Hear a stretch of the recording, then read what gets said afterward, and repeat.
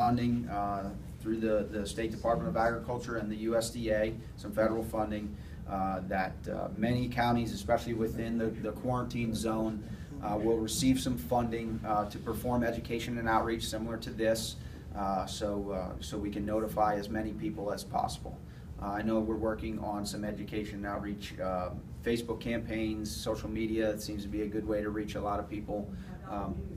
The news, yep, it seems like 69 News calls me every day. Yep, we have a few reporters here. So we are working on that. You know, obviously it's very difficult to really reach everybody. We wish we could, but there are a lot of avenues that we take, such as media, social media, and then personal public presentations like this. They're also in Philadelphia now. Correct. Yes, correct. Correct. Yeah. What are the host countries like, you know, China and India and stuff? How do they control them there? Well, it's all natural predators that have basically evolved over the years of living with spotted lanternfly and have learned to control them. They, you know, each country has its own checks and balances. You take something, that's why an invasive species can be so difficult to deal with and so you know, troublesome in an area, because our ecosystem here is not used to this. So really, they would want to stay away from that.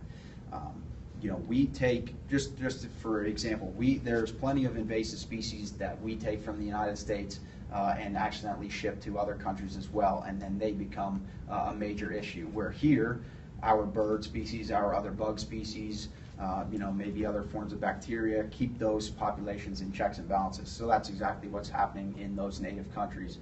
You know, in China, there are native birds there that are familiar with feeding on the lanternfly, keeping that population in check.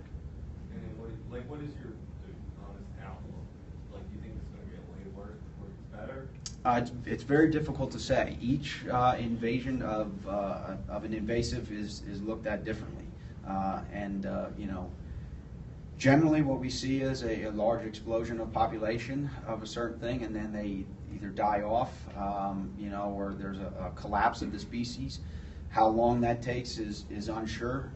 You know, if it would ever happen, we're unsure of that. So that's why we're taking action now to try to, you know, basically prepare if there were no colony collapse, if there wasn't a major population collapse of spotted lanternfly, that we would have to perform much more control to limit their population.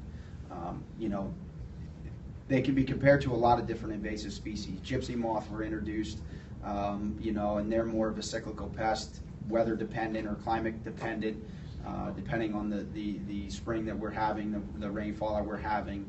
The stink bug, I heard somebody say the stink bug. You know, years ago, houses were inundated. Now you may not see as many. It has become cyclical, leveled itself out. You know, could this become another stink bug? It could be. It might not. It may become an invasion that could affect a lot of those commodities that we listed earlier. So we're taking action to control them as best as we can. What's the best way to scrape the egg masses? I'll get to that in 1 second. I Okay. have a few good slides here. All right, so a few other things we could do. We could ban trees. We could do some homeowner treatments for the ailanthus or the tree of heaven and control spotted lanternfly. We could implement the trap tree program, which we're going to get to, and then obviously look before we leave, taking every step we can to limit the movement of spotted lanternfly in any form of its life stage. So